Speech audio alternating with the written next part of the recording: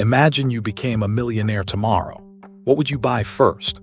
A Lamborghini, a huge mansion, a Rolex, maybe the newest iPhone, expensive clothes, or a private jet. That's probably what most of us imagine when we think about being rich. But here's something interesting. A lot of genuinely wealthy people don't spend their money the way you think they do. And once you understand what they actually buy, you start looking at money in a completely different way. Because being rich isn't always about owning expensive things. It's about having the freedom to decide what your money does for you. Think about two people.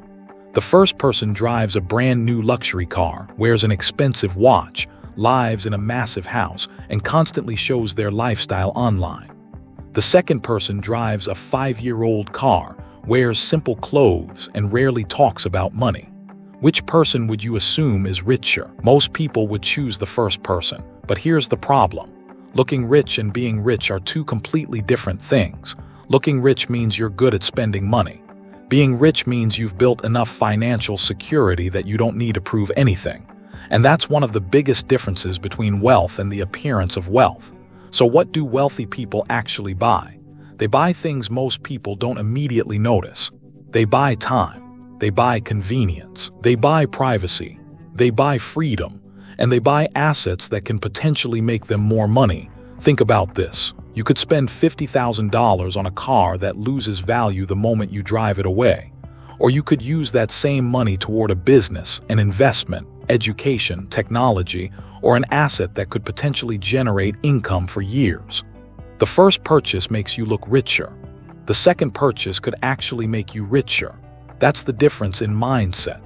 One of the biggest things wealthy people buy is time. Because once you have enough money, the most valuable thing you can spend it on isn't always another product.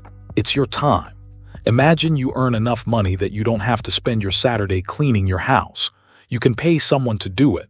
You don't have to spend 3 hours dealing with a boring task. You can outsource it. You don't have to spend your entire day doing something you're bad at. You can pay someone who can do it better and faster.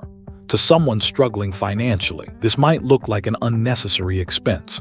But to someone who understands the value of time, it can make perfect sense. Because you can replace money. You can't replace yesterday. And you can't buy back an hour that you've already lost.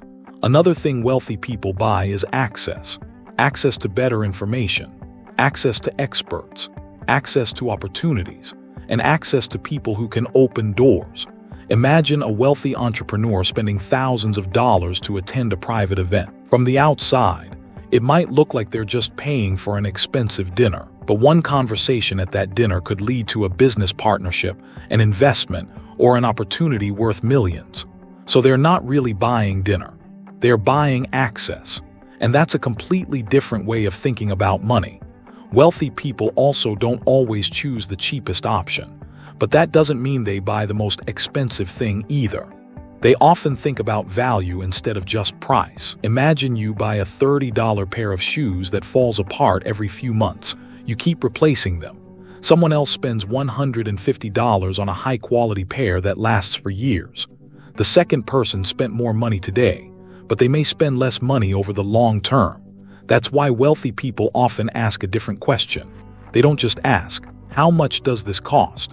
They ask, "How much will this cost me over the next 5 years?" That's a very different way of looking at money. They also spend more money on things that genuinely improve their lives. A wealthy person might spend thousands on a comfortable mattress because they spend thousands of hours sleeping on it. They might spend money on better technology because it saves them time.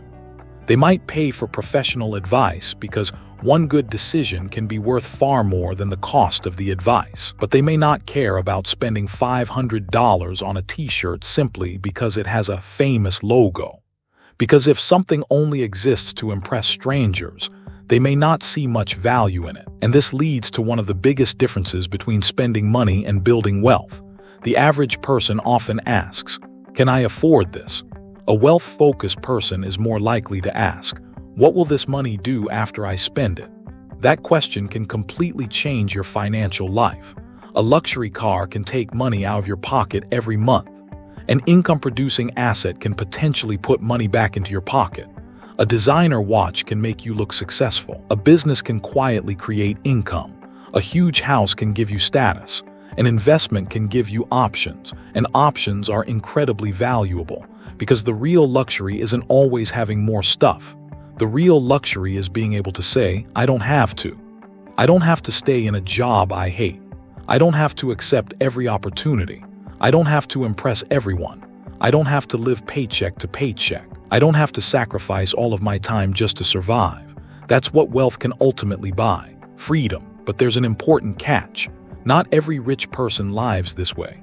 Some wealthy people absolutely love luxury. They buy huge houses, they drive exotic cars, they wear expensive watches, they own yachts and private jets, and there's nothing automatically wrong with that. The important question is this: are they buying luxury because they can comfortably afford it? Or are they buying luxury because they desperately want other people to think they are successful? Those are two completely different situations. If someone can comfortably afford a $200,000 car without damaging their financial future, that's one thing. But if someone takes on massive debt just to look successful, that's something completely different. The object isn't necessarily the problem. The financial decision behind the object is. So what can we actually learn from wealthy people? You don't need millions of dollars to start thinking differently about money. Before you buy something expensive, ask yourself 3 questions. Will this actually make my life better? Or will it simply make me look successful? Is this purchase giving me more time, freedom, quality, or opportunity? Or am I just buying status? And finally, could this money create more value if I used it somewhere else? You don't have to stop enjoying nice things. You don't have to live like a monk. You don't have to feel guilty about buying something you genuinely love. The goal isn't to never spend money.